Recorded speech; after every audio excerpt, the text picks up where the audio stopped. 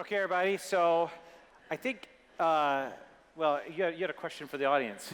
Yeah, okay, so a thought experiment for you. Imagine you have access to an algorithm that would give you the best physical, mental, spiritual health of your life. In exchange for that access, you do what the algorithm says. You go to bed when it says, you eat what it says. Let's just keep this to health and wellness in food, not your thoughts. If you had that option, how many of you would say yes? How many of you would say no? That was not the whole room. One more time. If you had access to an algorithm, the best health of your life, physical, mental, spiritual, would you say yes to the algorithm? Raise your hand. A lot of yeses. And no. Okay, cool. Quite a few yeses. Very surprising. I've been holding this dinner at my house for the past few years, a conversation that takes 2.5 hours, and we explore the future of being human. And we explore the base reality of all of our beliefs and assumptions. And that's the core part that kind of throws it out. So today, yeah, Balaji and I want to talk about the future of being human as through the lens of the network state. Yeah. So the way that I was phrasing it was, if you had a pill that was like Ozempic, but you could just take it every day and not just lose weight but live forever, would you take it or not? And if not, your funeral. And I kind of think that might become possible. You know, I will take some credit for getting Bryan into crypto. I was in bio, and then I got into something finance related, which is crypto. And Bryan was at Braintree and founded and sold Braintree, which is in fintech, and then got into bio. So we sort of were like ships passing in the night a little bit. And the relationship, in my view, between these things that seem totally different, like crypto and longevity, is with crypto, you don't want to gradually lose your wealth to inflation. And with longevity, you don't want to gradually lose your health to degeneration. And they're both actually a rejection of the establishment, like a rejection of the Fed, rejection of the food pyramid, to build something better. So we had that conversation. I think you started getting much more into it after that. Yeah. Balaji and I, we both were thinking deeply about the future of being human and the future of intelligent existence. And it was interesting, we met just a few months ago, and we had arrived at the exact same conclusions. We had taken entirely different paths to get there. They were unrecognizable, but we have the same assumptions. And so today, yeah, we're excited to be together on stage to talk about this for the first time. Yeah, that's right. And I think, one thing that Bryan's talked about is if, he's only thinks of it as an algorithm that determines his life on a daily basis. It's like the smarter version of Bryan that doesn't eat cookies and what have you. You want to talk about that a little bit? Yeah, so the context around Blueprint is a couple years ago, I did this thought experiment where I imagined being present with the 25th century, and you're listening to them converse, and they're observing the early 21st century, this time right now, and they identify what we did in this moment that allowed intelligence to thrive in this part of the galaxy. And so what do they say? When they compress our century to just a few things, what do they say? And the output of that contemplation was we figured out that we had achieved a level of intelligence that the only thing we care about is continued existence. That we went from death as inevitability to some unknown horizon on extending our health, wellness, and life. And so to do that, I hired a team of 30 medical professionals, and we combed through all the scientific literature on everything that had ever been done to extend health span, lifespan. We graded the evidence, and we put all the evidence inside of me, and then I became the most measured person in human history. And we tried to create a biological age score for every organ in my body. And then we systematically built how to create therapies to slow my speed of aging and reverse aging damage that's happened. And I'm really surprised at what we've accomplished over the past 3 or 4 years. I would not have believed how successful we've been. And so I would say that it started as an experiment, as an open question, and I'm more bullish today than I was a couple years ago. I think it really is our time and place that we can be the first generation to call into question the inevitability that death has always been present for our ancestors. And what's funny about that is a lot of people say that they want universal health care. But then you get them to say, okay, what about, live forever? And it's not even that they say, oh, that's not feasible. They'll say, oh, that's not desirable. And you're like, wait a second, if you want universal health care, why would you not want that, right? And it's because they have this weird thing where they're like, oh, I want to extend from 75 to 85, some vague notion in their head. They don't actually want to solve the problem. They want to just kind of move it around the plate like a mashed potatoes around a plate, The other thing is that your point on sort of algorithmic self-governance, where an algorithm sort of tells you, an algorithm that you've consented to, that you've written, that you've had some input into, an algorithm helps you govern yourself, I think is actually quite allied with the crypto concepts of algorithmic societal governance, like Bitcoin restricting the ability of governments to print, or smart contracts and DAOs and so on and so forth. And there's probably some connection there. Yeah, I basically built the protocol, so when I was doing this, I wasn't using the terminology smart contracts and DAO, but I basically was building those same things computationally. And so I was acknowledging that I, as a animal with passions, was not capable of always doing things in my best interest. So if 7 p.m. came and I wanted a treat because my favorite show just dropped, I would engage in these behaviors that would cause accelerated aging and progression of disease. And so I thought, is there an opportunity to build a superior system of intelligence that takes better care of me than I can myself? Like, could I become a DAO?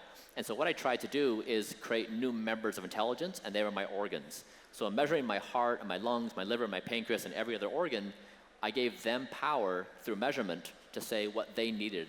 And so I fired my mind. My mind was no longer the source of authority on deciding what to do. It was the algorithm. And so it's very analog. It's not the case that this thing is running inside of me, but it still was trying to a proof of concept of this general observation that if algorithms are going to do a better job in basic functions like maybe driving cars and reading images, that why could an algorithm better care for my own health? And so that's what we've been playing with as like a new evolutionary feature of our lives.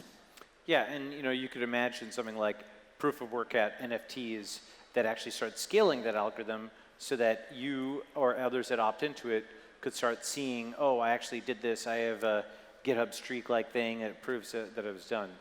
Something else I want to talk to you about is it's not just the health-wealth connection between crypto and longevity. It's also the parallel system aspect, right? Like crypto is parallel finance, longevity is like parallel medicine, where just like traditional finance, we've got charts that go up and down, but a lot of the fundamental assumptions are inverted. Like, we have self-custody, whereas everything is, custody with banks, and we have we have 100% reserve crypto exchanges, and banks have fractional reserve. Many of those assumptions are inverted, even if there's other surface similarities. So longevity starts by saying, for example, don't die, which is totally different than the traditional medical system, which is basically die slow, right? And they don't want you to die fast, but they do want you to die slow in both sense of that term. But another thing that longevity is big on, the traditional medical system is not as big on, is routine biomarkers for everything. And you've talked about that a bit in terms of your biomedical age. Can you explain what that is?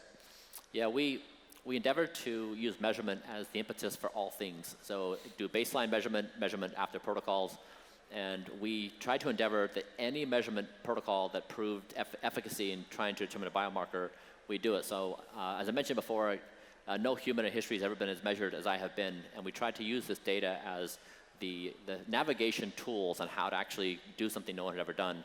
And so yeah, I think that the parallel is there. Yeah, I mean, one thing is we know what's going on Binance, and we know what's going on in Bangalore. We don't know what's going on in our own bodies, or we're just starting to get there with the quantified self stuff, with the blood glucose monitors and the smart scales and so on. And those measurements, the next level of that is what you've done, where every single thing that could potentially predict aging, you benchmark yourself against and you try to reverse it. There's always a possibility of a Goodhart's law kind of phenomenon, though, where you're bringing those metrics down, but they're no longer correlated with underlying variable. But if you're doing it for enough of them, maybe it is. Yeah, like maybe a few of the metrics to give you guys an idea on the context is a few things that we track.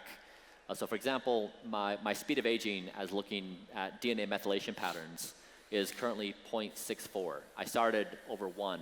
And so 1 is a normal speed of aging. There's a clock inside of your body that tells you how fast you're aging. And so we've driven it down to 0.64. And of the 23,000 samples in this database, I'm better than 100% of 50, 40, and 30-year-olds and 99% of 20-year-olds in terms of my speed of aging. And so it's still a silver standard measurement on its way to be gold standard, but still it's interesting that we've tracked it for several years. A few others that are interesting, my cardiovascular capacity is in the top 1.5% of 18-year-olds. my total bone mineral density, top 0.02% of 30-year-olds, which is age minimum for the test. Same with my strength, same with my body fat. And so we've used these biomarkers to reference age graphs to say, what would be peak health? My chronological age is 46, but what are my biological ages? And so we've leveraged all these biomarkers to say, how do you actually quantify age in a person in addition to blood and blood glucose monitors and scales? How do you truly look at the functional and anatomical health of a human? And so it's a new model and understanding how we look at our speed of aging, our biological age, and our functional capacity. Yeah, and I think like what's interesting about that is you can start benchmarking everything as to whether it's actually neutral, really negative, or very positive. Is there anything that stuck out to you as actions that were really harming your markers or helping your markers, or things that stuck out to you? Yeah, so on this point, so those of you who are interested in this, I've open sourced the entire thing. It's protocol.bryanjohnson.com. All the diet and the supplements there, all of the testing protocols, all of my data. So it's there. Some of it is hard to replicate, but the majority of things are there, and they're easy to do. It's about sleep and diet and exercise. So if those of you who are interested in poking around at this thing, I've tried to make a blueprint that is easy and accessible and free for everyone. Yeah, and one thing that's kind of interesting is we know a lot of successful entrepreneurs and investors and so on and so forth. I have my own theories on this, but why do you think other people haven't done, in the grand scale of things, a few $1 million is not that much money, but there's a lot of people who want to just die with hundreds of millions or billions of dollars, and they haven't even tried to spend the money on something like this. Why do you think that happened? Why was there a market asymmetry there? Why didn't somebody try to do what you were doing beforehand? Yep. I think most humans do want immortality. Mm-hmm. And they try to seek immortality through children or for work accomplishments or for putting your name on a building. I think most people do want their essence to live on in some form or fashion, and so they've chosen those paths. It's never been possible to actually try to achieve endless tomorrows. And so the same ambition and love we have for existence and continuation could actually materialize in a functional form that everyone changes. And so the don't die is an observation that it is the most played game by every human on planet Earth every second of every day. It's played more than capitalism, it's played more than crypto, it's played more than religions. It is the zeroth order game that every one of us plays every second of every day. And so the future is simply getting much better at not dying. And it's also solving this really weird situation we have where we will walk across the street and look both ways before we do so, but then we'll do so while smoking a cigarette. So we don't want to die, not right now, but we will take these trade-offs with these small infractions that may cost some, in the future, may cost us some life points. Yeah, it's interesting. That's a good way of expressing it. For example, you're playing the don't die game at your body level as an individual, but then you're running a company and you're also playing don't die at the company level because you don't want the company to die. And one thing that you and I have both experienced at various times is the demands of the company. You're spending don't die points there that are debiting from the body. Yeah, right? Yeah, exactly. Right? Yeah. I mean, so how would you play that game if you were playing the game? Right, this is how would I play? Well, yeah. What's happened to me at various points is there's hard deadlines or there's things in business where there's people who are relying on you. And so you get fat as a function of that, right? Like this. And so what you then want to do is you actually want to figure out ways to sort of communicate to employees or to stakeholders or whatever that actually their long-term interests are aligned with yours in terms of health, where it's kind of like an investor who is long-term aligned and he wants the company to be healthy. Of course, you can overdo this and people can take so many mental health days that they never work or whatever, right? But there's something to that of sustainable exertion. And I think the biomarkers could sort of show quantitatively if you're actually redlining something or if you've actually got more in the tank, potentially. So that could kind of give an estimate. Like when people know it with sleep, they kind of know if they're really low in sleep. They don't know it on other stuff. It's not really measured as well, perhaps. Yeah. Stop. Balaji, one thing I love that you did is I was approaching this like the future of our existence from a perspective of from the bottom up. Like how do you build this from an individual perspective? And you took it from a different perspective. Exactly. You came top down, I went bottom up. And so the things that we struggle with on a day-to-day basis, you're identifying the source. For example, if we want to get a new therapy, you have to go through the entire regulatory process in the given jurisdiction you're in, and then you get entangled. And so how would you say, how does what you're doing with the network state philosophy structure complement Don't Die? It's a great question. So, we were talking about this yesterday, but there's Don't Die at the individual level, Don't Die at like the community level, and then maybe Don't Die at the country level, right? So Don't Die at the individual level is blueprint and everything that you've been doing, and there's a bunch of stuff there. Then at the community level, you could imagine, even a family, but then, a few dozen people in a startup society, or a few hundred people, even a few thousand, that start doing the program together, and they can crowdfund and purchase Blueprint or something similar to those kinds of meals. They get a gym, they start tracking metrics, they have dashboards, and that's something that the community actually cares about. And now you start getting something where you don't have to have the willpower of a founder CEO to do it, because that's, I think, one of the, not hidden variables, but an important variable to do as an individual. Now, the community is helping you. Then one level up is you have enough collective energy as a community, you can change laws of a country to legalize all the biomedical treatments and things that could further Don't Die, right? And that brings us to Don't Die network state, right? The Don't Die network state, which is the topic of this thing, right? So go ahead, why don't you talk about that? What are we doing? Go ahead. What are we doing? What's the Don't Die network state? Yeah, so we've been talking about this. We're just sort of flirting with the idea of, doing something together or collaborating on something. And, we'd love to, if you folks want to reply to us on Farcaster or Twitter and you'd like to see something like that, go ahead and do that. We may put something out there. Maybe you have some thoughts. Go ahead. Yeah, so the contemplation is if you buy into this Don't Die, or even if you just buy into basic health and wellness, there's no government in the world currently taking care of you in a way that is going to actually get you there. It is extraordinarily hard, as you probably all know. Like, how many of you have had a blood draw? Okay, how many of you have not had a blood draw, like a basic panel? Okay, a lot of people have. So if you've gone through the process, you know how hard it is. You have to convince your doctor. You have to make sure they can do the actual markers. Sometimes insurance is a big hassle. And so we're trying to figure out, if you want to build a network state and deliver for people Don't Die, you need a whole collection of things: basic tests, therapies, medical advice. You need access to cutting edge things. You're on the front edge. So we're trying to figure out how to build this globally to give people access to the full stack that I've built over the past couple of years with Blueprint. And so combining these two concepts, we think it really is, it's interesting that in the coming years, I personally think we're going to experience several meaningful exogenous shocks to our world systems.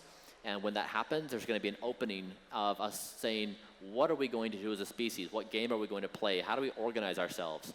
As we create increasingly powerful tools of AI, where do you point them? Do you point them at getting better at war? Do you point them at you're trying to make more money? We'll have these really fundamental questions we need to pose as a species, and the contemplation is Don't Die. It is potentially the guiding philosophical, economic, moral, political, and ethical framework of our time, that we can, as a species, say it's foolish for us to be doing war. It's foolish for us to be committing these acts of self-destruction. It makes sense to lock in on a new meaning-making game of continuing existence and seeing what we could build together. So that's really the grand plan, is we're vying for the operating system of the species as we march into this new era. That's right. I think, if Bitcoin is a critique of monetary policy, Don't Die is also implicitly a critique of medical policy. And El Salvador was the first country that actually took that critique to heart and actually, at least has partially inverted its system to go from inflation to deflation, from money printing to hard money. And you could imagine whether we have to build it bottom up or top down, or some combination where we build a strong enough community and then we have a country that adopts it, which is possible. There's so many things you change in medical policy, and you go from some governments used to track, and nowadays they just look at the stock market, which is its own problems. They look at the stock market rather than people's actual net worth. Many people have negative net worth, but the stock market goes up. And what if they looked not just at healthcare costs, they actually look at life expectancy. What if they look not just at life expectancy, but life infinity, life eternity, right? And that's just a different kind of state with a different mission statement and a different set of metrics it looks at. And maybe we have something like what El Salvador was to Bitcoin, and to cryptocurrency, we have something that is that to longevity. Yeah, exactly. At a state level, if you say don't die, you could easily apply it to the planet. So you could take the same protocol that we've done for my body, you can apply it to planet Earth. So planet Earth is my body, replace my body with planet Earth. You measure the Earth with millions of data points every second. How's the coral reef doing? How's the biosphere and all the capacities doing? You look at the evidence on what is an optimal biosphere state.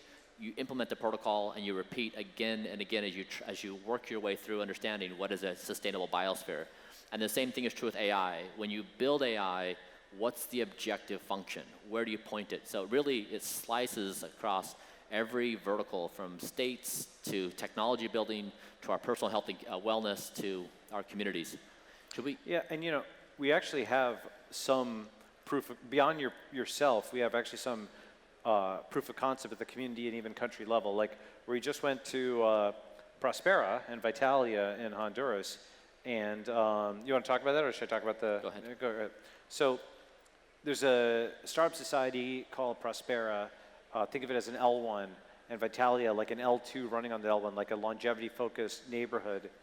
And they brought me and Bryan and Novel and Zuko of Zcash and Dave McClure, a few other investors and other people there.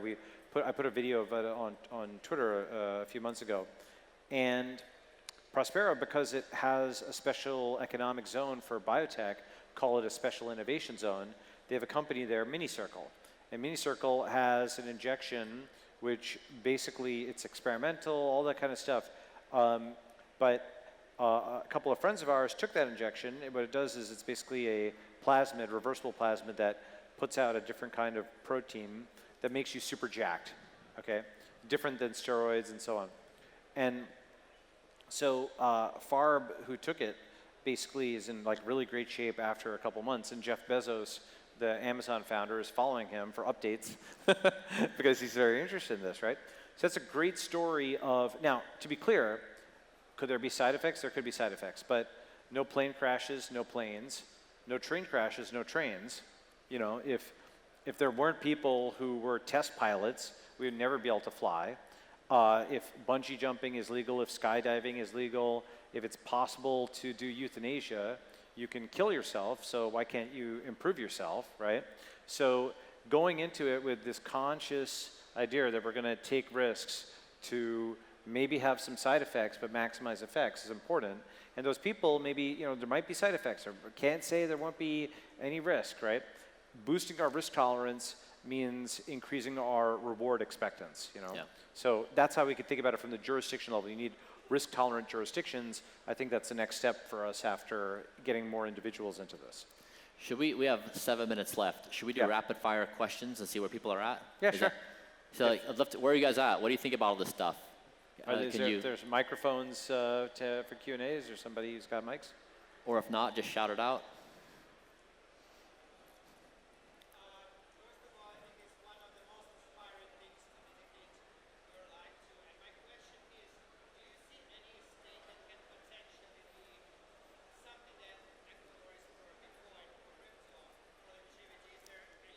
Oh, great. Yeah, go ahead and start again. Is there any potential state or just geographical place that you can envision to be something that Ecuador was for Bitcoin?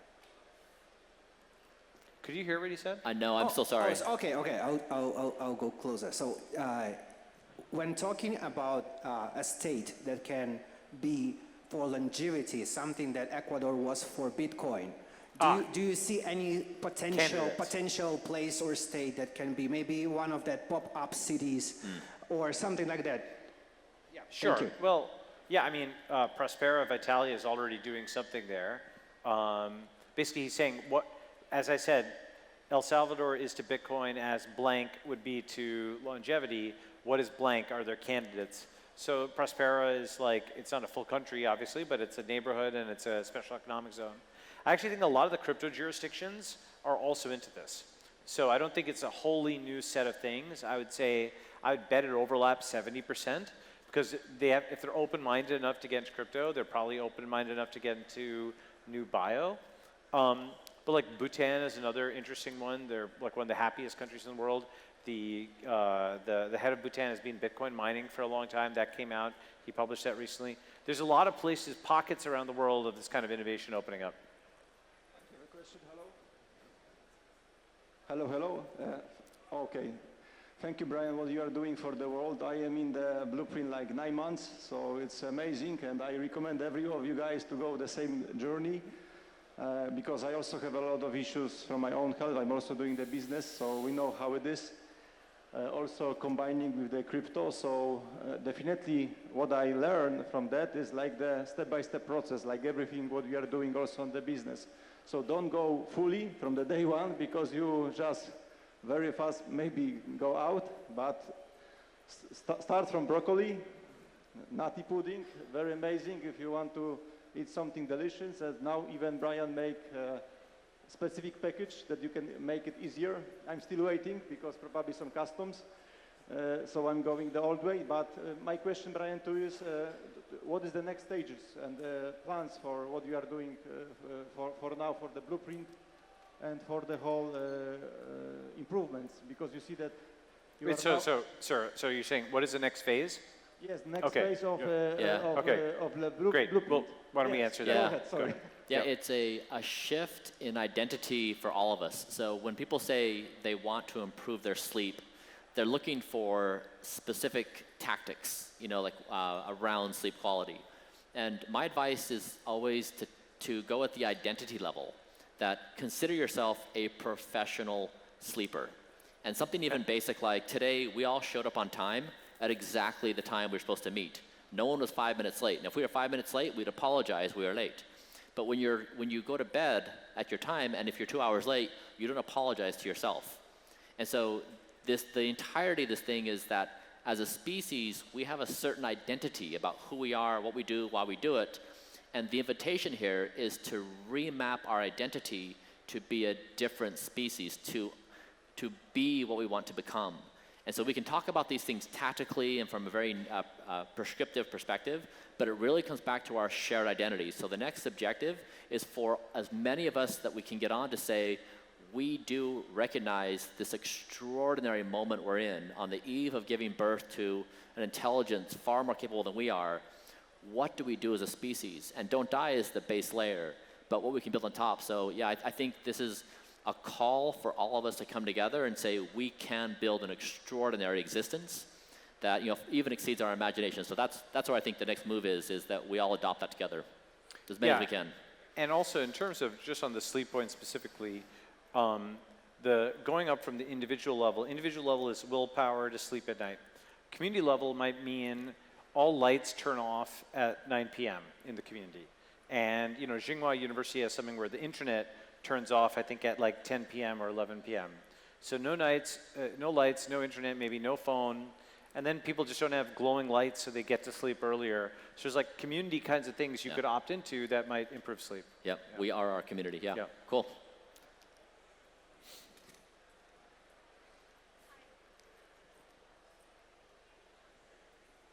Hello? Yep. Hello? Hi. So I'm going to ask the elephant in the room, but respectfully. I actually want my answer to be yes to the algorithm because I'm actually on a wheelchair right now for a spinal cord condition. So if there is a way to protect smart contracts from malicious actors, what would be the way to protect the algorithm for anything malicious, even self-destructing, maybe another nation state coming in as a Trojan horse, so that people could be comfortable with using it? Yep. Well, first of all, I hope we get more regenerative medicine to help you. I think stem cells and stuff could do a lot there. I don't think I fully understood the question, which is there an analog of a well, actually, you know what? How do we now I do. I've got an example. Yeah. The food pyramid. So if your question was, is there an example of a nation state attacking its population with food? That's the U.S. government with the food pyramid telling you to eat lots of carbs is actually that. Okay, so that's an example of a backdoor that like basically like fattened hundreds of millions of people. So your thought experiment has actually become real. And the answer is we actually have to build source of truth outside of that. Go ahead. Yeah, and I'd say like religion, always promised us miracles. We read the historical texts, and I think that we are demonstrating we can perform legitimate miracles in medicine, and they're coming at a faster pace, and they're more impressive than they've ever been. And so, to me personally, everyone's got something that they're trying to fix or whatever in themselves. I'm very bullish on that. In terms of how to keep these things in check, what I think is your primary question of like how do we trust the system, so when the United States of America said we're going to become a democracy from this monarch relationship with the UK, with the British, it was this idea that we are going to take control of our own country. And then we've been fighting about democracy for over 200 years. So like, what does it mean and how do you solve the conflicts? The same is true with Don't Die. Like if you just set the premise that that's the base agreement, we're going to fight about it until the end of time of what it actually means. In terms of the algorithm, I posed the question to myself, like, I don't trust myself. I don't trust to keep junk food in my house. I don't trust myself to keep these things around. So as an entity, I not only do I not trust the algorithm, I don't trust me. And so I was trying to build a computational system that kept me in check so that I wouldn't violate what I really cared about. And so I think you can stack all these layers that we can computationally build systems of trust that keep our worst at bay and that leverage our best. And we can do this throughout society. Our technology to do conflict resolution and keep trust is pretty antiquated. But if we imagine new mathematical models on this conflict resolution, you've got, I guess it's like a really big topic, but like, I personally think that we will be able to do much better goal alignment and reconciliation with these new systems of computation. It's going to require us to walk into a new space that is very unfamiliar. And specifically, it's going to challenge what we currently assume is our minds are the ultimate authority in all things, but our minds are not inherently trustworthy. Great. I think, yeah. All right, if you guys want to see more on Don't Die Network State, just reply to us on Farcaster or X and follow us there. Yeah, and Great. yeah, I would love two things for you. One is we're going to hold a Don't Die Summit in Los Angeles sometime in May. So if you want to attend that, watch out for an announcement. And then two, I'd love to hear your feedback on what we talked about today. I'd love to hear where you're at, what your observations are, what you like, what you dislike. We're really trying to figure out how to explain this, talk about it, and incorporate all your perspectives. So maybe shoot us a note on social media. Great. Thanks, everyone. Thanks.